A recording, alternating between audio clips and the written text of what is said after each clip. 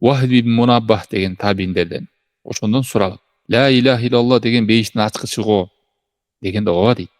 Ла илаха иллаллахны айтып койсок эле маселе бүтөбү, ушу менен эле бейишти ачкычты алып бейиш кирип кетебизби деген сөз сурап атат.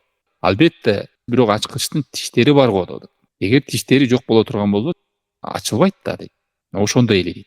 Ла илаха иллаллахны айтып коюп эле бул ооба бейиштин ачкычы, бирок ошонун тиштери бул шарттары.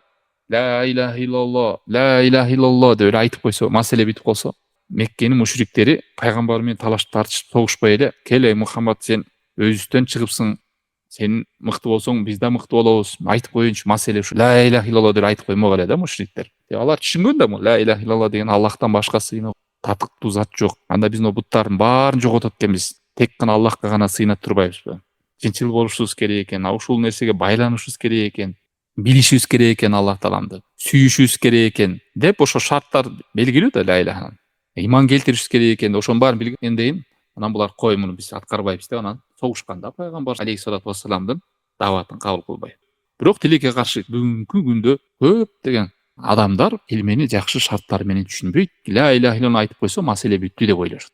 Андай эмес, мунун тиштери бар. Күрүчтүн тиштери болгондой мунун шарттары бар. Шарттарын аткарбаса келме жардам бербейт. Ла илаха иллаллах деп коюп туруп өлсөк, Кудай жок болуп калса эмне кылабыз деген адамдарды угуп мен таң калдым да. Анан экинчи адам жооп берип атат. Эгер бар болуп калса эмне кыласың? Анан көрчү, намазыңды окуй бер да деп. Каналы көрсө, бул эмне келди? Бул якин жок, ишеним жок, чынчылдыгы жок. Ушул адам намаз окуса пайда бербейт, бербейт. Ла илаха иллаллах миллион эмес, өлгөнчө айтсын. Кээ бир адамдар өлүп калса жанына башына туруп кыйкырай берет экен, ла илаха иллаллах деп. Жардам бербейт эч кандай. Ал адамдын жүрөгүндө ишеним болдубу? Шек болгон жокпу? Ынандыбы? Өлгөндөн кийин жашоо бар экенине, акырет бар экенине иман келтирдиби? Бул шарттар ушул.